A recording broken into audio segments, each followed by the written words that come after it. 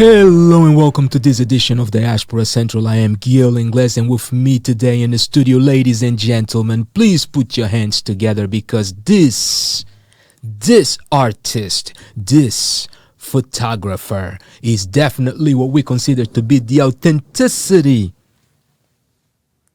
of the authentic African artist. He goes by the name of UCHE. By way of Nigeria Diaspora Stand Up, because today we will showcase steals of Africa on Diaspora Central. Mr. UCHE, welcome to Diaspora Central. Thank you, Gil. Yes, sir. Whew, long time coming, huh? Yeah, man. Yeah. Good to be in the studio with you, bro. Hey, listen, I'm glad to have you here. Definitely glad to have you join us because we know how busy it is. I know how the diaspora lifestyle can be. And I tell you what, for us here at Diaspora Central, it's always an honor when we get someone of your caliber to actually come in. And let me explain to our audience what I mean by that. See, there are individuals that we consider to be Africans because they were born in Africa. Right. And then there are individuals that we consider Africans because they are Africans. That's right. And there's a big difference between the two. Mm-hmm. Sir, you are one of those individuals who is an African. And we appreciate you being an authentic African, a person who thinks in the best interest of Africa, who tries to keep the authenticity of Africa, not only on your work, but in anything and everything that you do. I'm honored, bro. Thank you, sir. Let's get this interview started. Let's go, bro. Let's go. Let's do it. Yes, sir. Here we like to connect the dots. We like to go back to the beginning, to the inspirations. Mm-hmm. And then we would like to end on the aspirations. Right. So let's go into the inspirations. People, like individuals, like UCHE, don't just happen. Yeah. Right. You start somewhere. Right. Normally at home mm-hmm. with the family. That's right. So let's go ahead and kind of roll back right to that spot.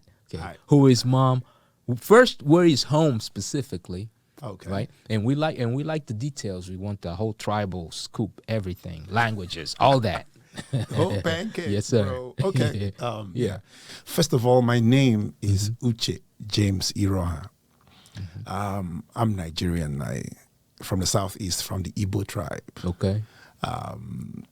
This is a part of the country where there's a lot of speculations of links with Israel. Okay. The Jews, called the Black Jews, they don't stop at anything until they get what they want. They have this industrial spirit. Right. Yeah, those are they keep going. Yeah, they on the streets they known as the money folks. That's what I'm talking about. You know what I mean? Right. So I come from that kind of extraction, and my father was a key player in the Nigerian movie and film industry. He's he's a broadcaster. He's an artist. He was a comedian. Was a broadcaster. Gotcha. And he's James IROHA of blessed memories. He passed in 2012. Oh man, may he rest in peace. Man, and he created the one of the most popular sitcoms in the country in Nigeria at the time, that ran from the 70s to the 90s, you know. Well, what is that sitcom? It's called The New Masquerade. It's Masquerade. like a satirical comedy piece that always addressed the ills, the challenges of society, ranging from economics to demographics to political. Gotcha. So I kind of grew in that home. My mom was a teacher, teaching in primary school. Okay. She retired as a principal, as a top-notch headmistress. Okay. So I grew up in that kind of educational, artistic background where we could be nothing else except who we are. Right. And who is mom? Mom was a teacher. And, okay. No, I mean, what's her name? Her name is Betty. Betty. Beke IROHA, yes. Okay. Yeah. See, that kind of explains the reason why you're so key to authenticity. You're so locked on details. Because see, there's one thing that a lot of times, unfortunately, we as Africans are guilty of. Right. is not being detailed enough, not being concerned with documentation, Right. not valuing documenting history Right. as it is happening, right? And that's the first thing that I admired about you, was the fact that to you, things can be happening. It's okay. Yeah. At the end of the day, what's going to matter is this thing being done authentically or not? And if it is going to be done by us, it needs to be authentic. Right. You don't find that every day. No, it's a big issue, right? Yeah. Because when you look back, in the early 2000s, I got out of university. I studied sculpture in the University of Port Harcourt in the south of Nigeria, and I majored in sculpture. And before almost leaving school, I was thinking to myself that sculpture was a very popular traditional art form, Right? In Nigeria and Africa. And there was architecture, we have music, we have sound, we have drama, but photography was a new medium. Right. It was something that was strange in terms of being seen as a medium of art. Right. And I felt it was time to look at that. And I jumped right into photography, and I was seduced by this medium, if you like the word, and, Right. I thought I could click and make the image and jump the processes of sculpture, of casting, of welding, of carving and stuff like that. But I realized that it was all the same. Nothing changed. The process was still there. Yeah. We have to articulate identity. We have to articulate authenticity. We have to articulate who we are, Indeed. where we're going. And there was a very critical issue about archiving. Right. Because the people who tried, who attempted to document Africa, looked at the continent from their point of view. It wasn't from the inside. Right. And that was the issue. Yeah. So I found this need, this emergency to own the narrative, to tell our stories, to do what we have to do. Indeed. Yeah, we're not Africans, we are Africa. Right. Yeah. Yeah. No, which which is definitely deep. Now, at school, Yeah. There's always that one teacher or two Yeah. that kind of push you in the right direction. Yeah. Who were they in your There was this incredible figure. His name is Frank Ugiomo. He's a professor of art appreciation and art history. Incredible guy. I mean, in a 4-hour class, he would take out 1 hour to conscientize the students. He unpacked the issue of identity and the issue of let's say the crisis that faced Africa in terms of identifying who we are, where we stand in this whole space of globalization, and we're asking ourselves, what has this got to do with art history? I'm here to get a degree. Right. After 4 years in school, you begin to understand, okay, this is what this guy is talking about. And he's an incredible guy. He pushed us right off the cliff, you know. Shout out to him because because Professor Frank. eventually you get that aha moment, like, oh wow, okay, now I see. Because sometimes we only looking at what's right before us, right? And we don't see the whole picture. And once we get the whole picture, it's like, oh wow, now I see. Yeah. But and also in all that process, of course, you actually ended up becoming a very well versed, and when I say very well versed, I don't mean just artistically, but also spiritually. Were you already born Rasta? Did you join? What brought you to join the Rastafari movement? I'm not a Rastafarian. Okay. I don't comb my hair though. I don't. Got you. Yeah, but I'm a Christian. You're a Christian. Yeah, I'm a follower of Yeshua. Okay. HaMashiach. What my belief in God has taught me is to be aware of the problems of religion. Okay. Because it was religion that was the only thing that was a major problem for Yeshua himself here. And I realized that the love of humanity, the love of mankind, devoid of tribe, race, gender, was the thing, you know. So I was able to filter out the disparities, the distractions of religion, and concentrate on humanity and love. Okay. Because I was raised to understand that love is above the law. Indeed. Yeah. Indeed. It's the only thing above the law. Exactly. Yeah. It's the only thing that excludes all, right? So that's my It's the formula. rule. That's right. To approach everything, everyone, and every issue. It's the gold standard. Yes, please. Yeah. So when and at what point do you actually decide or determine that, you know what, becoming an artist is really what I want to be? How old were you? Oh, Gil, I have no timeline on that stuff. You know? I was born. I mean, my parents would wake me up by 2 a.m. because some dance troupe led by a friend of my dad's traveling, and they have a breakdown. They have to sleep in my room, right?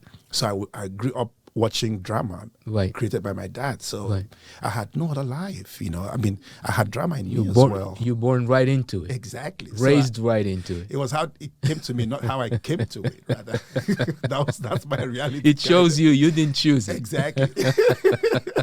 So that's my story, bro. You know. Yeah. So once you get to college, eventually.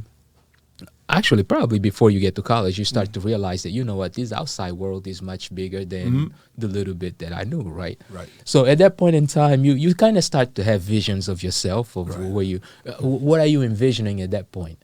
You know, first of all, I thought I was just coming to get a degree. Yeah. And I met this teacher, you know, who said, look, I'm going to drive you guys crazy. I'm going to run you guys 8 hours a week of drawing. And I said to myself, I draw 9 hours, 10 hours, 12 hours a week to have fun. Come on, 4 hours is nothing. Yeah, you know what I mean. So, what you're saying, right? Exactly. I mean, it's my life. So what you saying? That's what I do. That's the only thing I know. So bring it on, bro. Yeah, yeah. So I live fluidly. I have no 1 million year plan ahead. I let my God lead me on. I live one day at a time, giving thanks for everything and for every luxury of friendship, of relationship, of opportunity that I find on my way, and share it as much as I can with everybody. That has been my stability, you know. And school, for me, school was just an inspiration. I never thought school was the ultimate direction for me. Yeah, because I saw the limitations of the academia. Because a lot of things I knew from experience, from life, from friends, was completely more valuable, totally more valuable than the degree. No, totally understood. And you know what? We're going to check what some of those things are, because our audience loves conversation. But I tell you one thing that they love the most. They like to look at the actual product or the actual work that you put out. So anything that you would like us to showcase, let's go into some images of some of the work that you have done before, some of the expositions that you have had before, and we'll be back in a few minutes so we can continue the conversation. Right, brother. All right. Okay, vegetables, first of all, ugu. That's the key thing. Okay. Not a lot of salt. Okay. Not a lot of salt. There's salt there. Maybe a little, if you want to be funky a bit, you can throw in your onions, but a lot of spices, the pepper. Okay. Chai obo, eat himself obo, chai. What's that? Crayfish, but we call it obo in my hometown. Oboe. Obo. Obo. Yeah, Wow. that's crayfish. I'm learning. Yeah. Obo. Obo, crayfish. Yeah. And we are back. If you have just joined us, you are now tuned into Diaspora Central with Gil Ingles, and with me today is definitely the one eye that tends to grab the authenticity of Africa and ensure that it is showcased to the rest of the world in each and every single one of his works. Very spiritually centered. Ladies and gentlemen, welcome Mr. UCHE right here to Diaspora Central. UCHE. Yeah, man. Always here, bro. Yeah. Spirituality. Art and spirituality, they tend to go hand in hand. Yes. Family and art tend to go hand in hand. And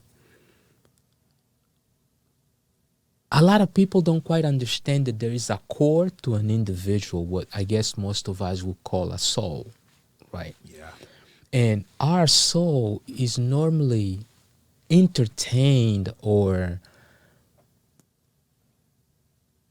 how can I say, stimulated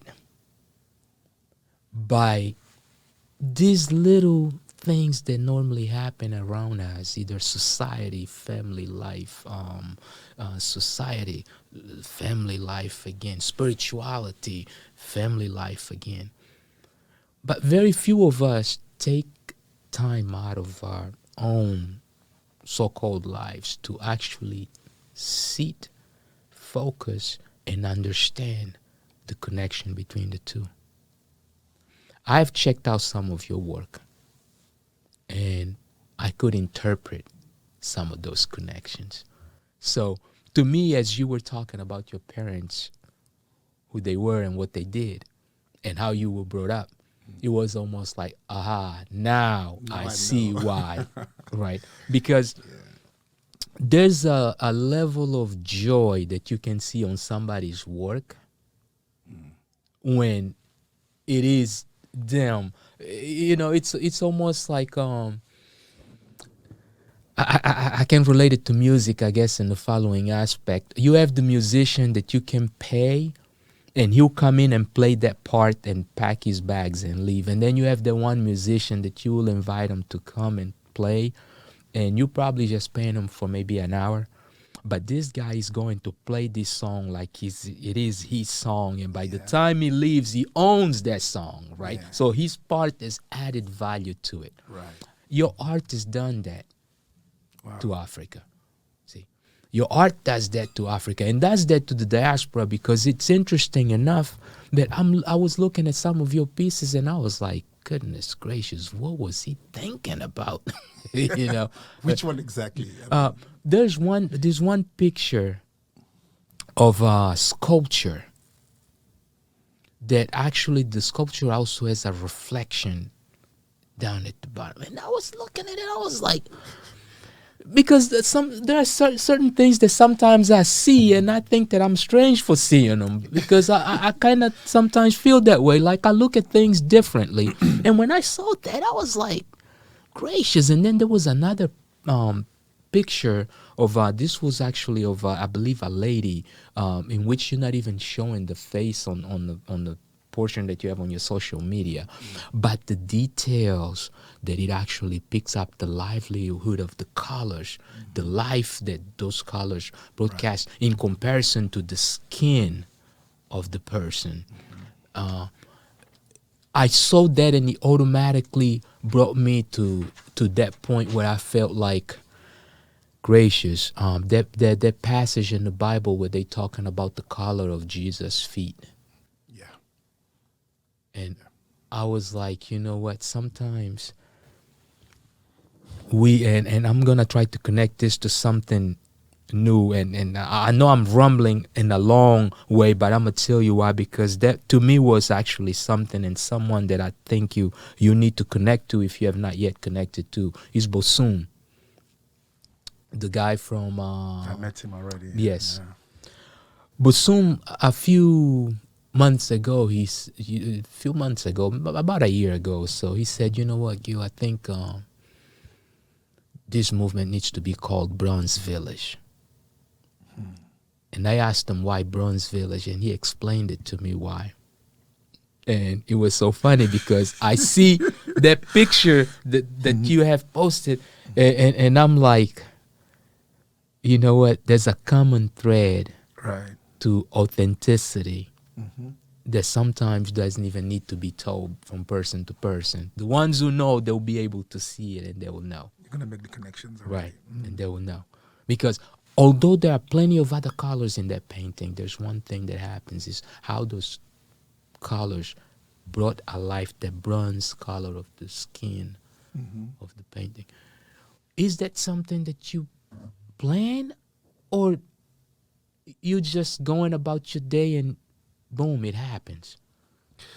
Well, a lot of times that's one of the illusions of the academia. It makes us think that, okay, art is something people are going to study. It's a subject. It's a course in school. It's a project, right? Yeah. But people who create authentic art are usually people who are not creating art. They're people who are just honestly negotiating their identity, in negotiating their purpose, negotiating their survival in a space, and it's much more intense when you are displaced, and then this becomes a diaspora issue. So the issue of identity is more challenged. It's everything you do is processed through the issue that you are not at home. Right. And when you arrive a scene, it always starts from not the tangibility, not the materiality of the work, not photography, not sound of the music, not the guitar. Right. It's always about the issue. Right. It starts from the subject. What is this thing you're dealing with? How am I going to live? Who am I in this space, right? Right. Then when you articulate the tangibilities like colors, you grab a chunk of metal and you have a welding machine, or you have this camera, or you have this equipment, drumsticks and stuff. Then it's a matter of time before you start articulating how to present, how to materialize these thoughts, these emotions, this movement, this thing that's bothering you in your head. So for me, it's not about, I don't have this plan of how this finished work is going to be. What I'm definitely sure about is how concerned, how involved I am in this issue. Yeah. Then things kind of start Go coming from together. there. Yeah. Yeah. and it is interesting because, and also very revolutionary. And I say revolutionary because, I mean, you someone who's basically pioneering, who is part of the pioneering group of Africans who actually were working with the photography medium. Right. Because that was pretty new for African. Now digital photography is the thing to be. How tough was that transition? I didn't notice any transition, if you ask me honestly, because I come from an art background where the principles of art was what I was brought about: light, shape, color, balance, fundamentals, form, the fundamentals, the principles. Yeah. So medium doesn't really mean anything. Right. Music is always going to be music. Right. Whether it's played 1,000 years ago or it's played with modern synthesizers and high-tech equipment, sound is sound, you know? So for me, materiality is not really my thing. I'm always wondering about the finished thing. So because you could make a wonderful portrait, my father told me, with charcoal from your mother's kitchen, from your grandma's village hot kitchen, you know? Right. And if you understand lights, you can make a good portrait. Indeed. But if you went to the best art school in the world and you have the best art materials, you might not be able to do anything if you don't know the principles. Yeah. You know? So if you don't, and that's nothing really changed. Technology never changed. So true, right? That's like fundamentals drawing 101. Light on this side, shadow on that side, and then it's up to you to fill up everything else. No, Gil is crazy. It's like even working commercially, right? I mean, if you have this job to go photograph a family, right? You can go there. There's two photographers. The first guy goes in there to validate the bill, the invoice, right? To make this crispy, beautiful image of affluent, comfortable family. Right. But the other photographer is going there looking for this invisible connection the essence of family, the essence of family. What connects these people? Right. Who are the closest in the family? Right. How can I bring this connection out visually? Yeah. Those are the kind of people we're connected with. Yeah. And I'll be honest with you that those connections are the things that are very noticeable on your work, and it's so funny because it was like, I mean, I looked at some of those pieces and I was like, wow. I was really like, wow. I was like, wow, this is pretty amazing, very intense. And now eventually you had to come to the diaspora. Yeah. Was the US the first lip of faith, or prior to that you tried Europe or any other place? How exactly did that go? I traveled a lot globally showing my work. And being a part of projects, artistic projects all over the world, and mostly Europe and at home in Africa. Yeah. But the first time, I would go and come back home and continue my work. I live and work in Lagos until the May of 2021. Okay. That we moved to the US officially, Houston, Texas. We showed up here 7 months ago. with my family, because I could never work without family. Yeah. You mentioned family. I mean, this is the last hope, right? Right. Is the most authentic structure of support. Indeed. Yeah. It's the only responsibility that the divine really gives Exactly. us, right? I mean, that's the only Yeah. hope. If we lose that, then we're gone. You know, Yeah. so It's kind of messing with your soul. exactly. Yeah. So everybody showed up here together. You know. Right. So I don't have any line of distinction saying this is family, this is work. Work is still family. Family is work, right? Right. I'm more productive, or most productive, Yeah. living where I work and working where I live. So There you go. yeah. Yeah. So when the kids walk into the studio, they're not disturbing me. They're going to ask, They- Daddy, what's going on with this new piece? What's this about? Right. So there's a constant conversation, Yeah. which is very authentic. and Enhancing you. Exactly. And sometimes I guess that also becomes the initial critique, right? That's very authentic. I mean, they don't want to make a good book. Exactly. And they're not bothered about who they're talking to his daddy. You know? Exactly. They can ask you anything. Exactly. Yeah. That's your pops bringing his crew in and saying, you know what? Hey, listen, you on the couch today. Let the elders take your room because Exactly. They come right back. You know. exactly. Yeah. That's part of that. But let's go into another break and take a look at another one of some of images of your work, and we'll be back in the next few minutes. If you just joined us, you are tuned into Diaspora Central, and our guest today is UCHE. This is a serious artist, so don't go anywhere. We'll be back in 2. My name is UCHE James IROHA. I'm a Nigerian, I'm a photographer, and I use makeup.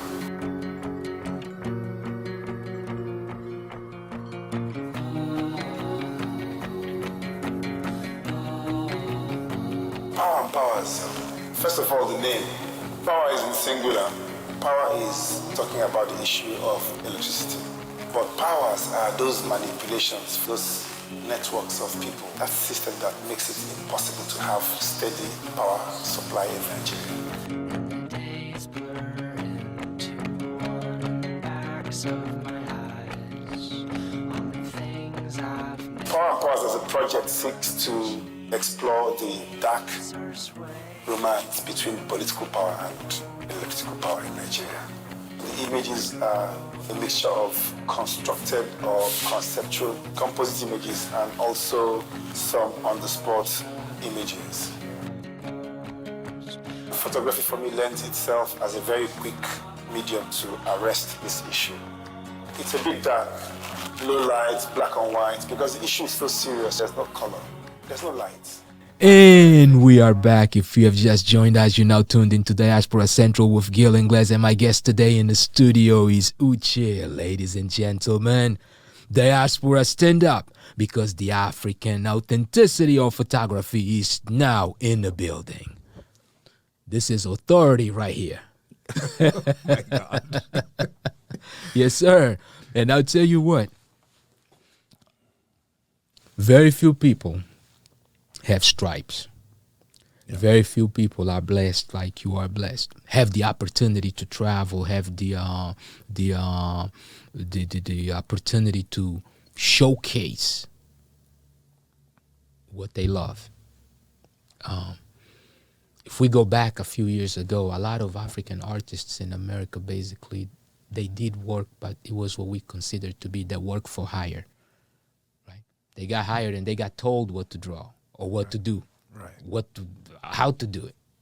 Yeah, do this and do it this way, because they had to portray whatever that way. And the only reason why they were there was basically so that they can borrow their authenticity to sell a different narrative. Validation. Indeed. Now, that responsibility falls on your shoulders because you are the new sheriff in town. Or one of the new sheriffs in town. Yeah. One of the ones that actually comes to say, hold on. This is what Africa looks like. This is what Africa is. All right. So out of the works that you currently have in place and you planning to, or out of the things that you're planning to do and things that you have in place, what can you currently share with us and our audience on what's up and coming for UCHE? Okay, you're totally in order when you mentioned about the need to disrupt Yeah. the very basic and ongoing gaze on Africa, on the continent, on the motherland, about who we really are. 20 years ago at home in Nigeria, I mean, there was photography. There's a healthy photography scene out there, but in terms of photography as a medium of art, as a weapon, to weaponize the medium, right? To discuss issues that even politics was scared of, petrified to discuss, was weird, was strange, you know. So we were talking complete crap, saying that photography was a medium of art. But today, there's a whole new movement because of the pioneering work me and my colleagues, beautiful people, put on the ground. And there's a group called The Depth of Field. We started in 2001. It's a collective, you know. Okay. Yeah.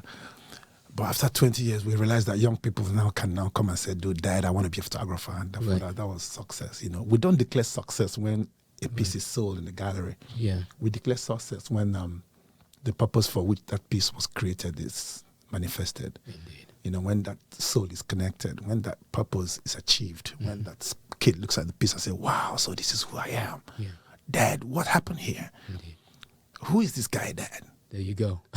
So that's when we declare success, right? So when we create pieces like there's this we had epileptic power supply, electricity power supply in Africa, in Nigeria especially, over the years, and this is due to difficulty in management, in political management. And Right. I created this piece called Power and Powers. Okay. Yeah, so it's all black and white images.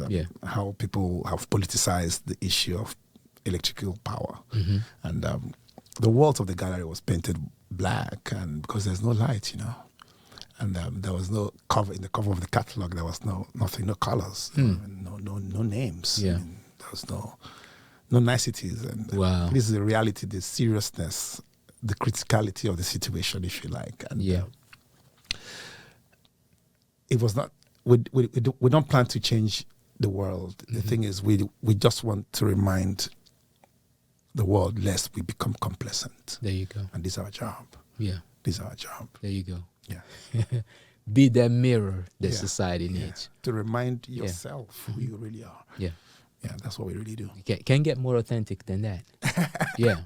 Yeah. You can't argue with the mirror. It's an Right? emergency, Gil. Yeah. It's an emergency. It is. The danger is not saying anything at all. Then Indeed. somebody else is going to say it, and it's not going to be your point of view. Right. That's the danger. It'll be somebody else's interpretation of what it is. Exactly. And believe it or not, that's the reason why we created Diaspora Central. Wow. We came up with Diaspora Central because we actually wanted to tell the story of the diaspora Right.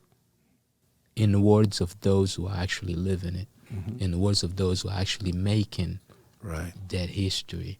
Yeah. Yeah, so that tomorrow won't be someone else's interpretation of what it was.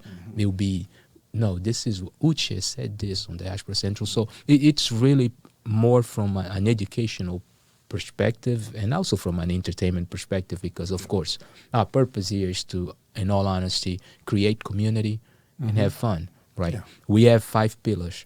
They are education, entertainment, information, and inspiration. Right. Hopefully with those 4 we can create the 5th one, which is to empower. And that's our ultimate purpose, to empower the community, to ensure that we fully empowered, because after all, we are now sitting at the highest financial capacity of the diaspora, Yeah. but yet we're still not producing at that level. It's incredible, isn't it? It's a problem. Well, you know, one of the major things we think about back home, you know, it's to use our work to inspire and remind the population that the most, and turn leadership to understand that the most powerful resource is human capacity building, not what is under the ground, not petroleum, not gold. Yeah. And that's the most important weapon we have. Indeed. That's the most powerful resource we have as diaspora people. The people themselves. It's people. Yeah. It's incredible. Yeah, a lot of, and I'm glad even today to see that even as we speak, several African governments now start to recognize that, wait a second, Yeah. we actually do have resources beyond these frontiers, right? Exactly. Whether it be on the next country or across the ocean. Yeah. You know, the diaspora also plays a role within us. And starting to recognize that those things, it's important. So hopefully Diaspora Central can also help navigate those. You guys are doing a great that job maze. already. Thank bro. you. I mean, we definitely appreciate it, because trust me, to us, the biggest honor is to have individuals like you appreciate us, give us your time in a busy day to come and sit down with us and discuss a little bit of what you're doing. And on behalf of all of us, I'll take this opportunity also to say thank you for coming in. And not only thank you, welcome Thank you, sir. to Houston, Texas. Yeah, thank you, Gil. Welcome to Houston, Texas. Yeah. Yeah. So you have upcoming things, and your social media. If people need to get in touch with you, what is it? Okay, it's UCHE James IROHA. It's one word. UCHE is UCHE. James, of course, James. Then IROHA is IROHA. All together. That's my Instagram. Okay. And yeah, I mean, if you got my Instagram, then you got me. Yeah. There you go. Yeah. So don't forget going to his Instagram and check him out. And of course, I mean, you can always contact us here at Diaspora Central, and we will be more than glad to connect you. Are you open and available to do any expositions, any curating any work, anything else? And you also involved. You actually really a member of the academia, so you at a higher capacity, you can serve even as someone that can probably not only assist but maybe consult for people who are doing Right. either their masters or their Yes. PhD degrees in African art. Yeah, correct? sure. That's Yeah. what we really do, actually. Indeed. We just got out of. I just tidied up a project, a curatorial project in Florida. Is at the El Espacio 23. Right. You know, it's a beautiful platform where the critical thing for them is to provide a platform for the global South. Right. You know, people who are challenged by geography and politics. There you I'm go. talking about Southeast Asia. I'm talking about Africa. I'm talking about Latin America. You Yeah. know, give a voice to those artists, those guys who are not going to be in the big museums. You Yeah. know what I mean? The Caribbean. yeah. The Caribbean. Exactly. Yeah. Yeah. So that's what we do there. Indeed. So we're creating collected projects. We're also asking a lot of questions in terms of who is doing what and why you're doing what and what's your stake Okay. in the globalized diaspora. Right. So this is the critical issues we're dealing with. There you So go. it's good to be in Houston, Yeah. and it's a good opportunity for us to also see what is possible to interact and to work with the diaspora here as well. There you go. And we definitely appreciate it. I mean, we know that you are already connected to one of the major or one of the biggest jams that exists here in Houston, Texas, which is the SAID Institute, the SAID Library. Yeah, they definitely are. Incredible, yes. Yeah, they are this one place where one can find their soul if they don't know what their soul is. That's Dr. Gil now saying, that's a prescription, man. yeah, if you need to find your soul, go visit SAID Institute. Right. Because definitely it is there. But we know that you have to run, but we appreciate you stopping by. Thank You you, have to sir. make me a promise that you will be back, though. You got me anytime, bro. Because we definitely gonna have to talk some more, and then not only that, we gotta create some programs around here to see if we can even get artistry, maybe some critiques. I don't know. Let's kind of figure something out. Yeah, that'd be lovely. indeed. I mean, Yeah, that's because what we do. yeah, because I think that even through SAID, maybe there'll be the opportunities for us to start thinking about having an actual museum that would right house some of those things that we think that society needs to know about Africa, exactly, right? exactly. Yeah, I mean, what was it? 5 years ago, I think, or 4 years ago, when they opened the African American Museum in Washington, D.C., right? Yeah. So we need to figure something out Yeah. here. Yeah, It's very important. The African diaspora music. maybe. And hey, don't know. we just gotta keep it out there. Yeah, Gil, Right. we're on the journey. We're on our way. Indeed, The journey is the destination. indeed. Yeah, it's always the process. Yeah, it's the Indeed. process. always Appreciating the critical, process. yes. Uche, man, it's been a pleasure, sir. Pleasure is mine too, Yeah, sir. thank you. So for those of you guys that joined us, in all honesty, this has been a fun program, and it's very, very seldom we get a chance to connect with someone who is not only part of the academia but also part of the artistic world, with whom you can kind of share conversations such as this one. Hopefully you guys had fun, and if you didn't, don't worry, join us again because you have fun on the next one. And remember, check out his Instagram, Uche. That's all you gotta do. Check it out or contact us, of course, diasporacentral.net. Until next time, thank you for joining us, and remember, if you don't do it for ourselves, who will? No one else but us. Take care. Peace.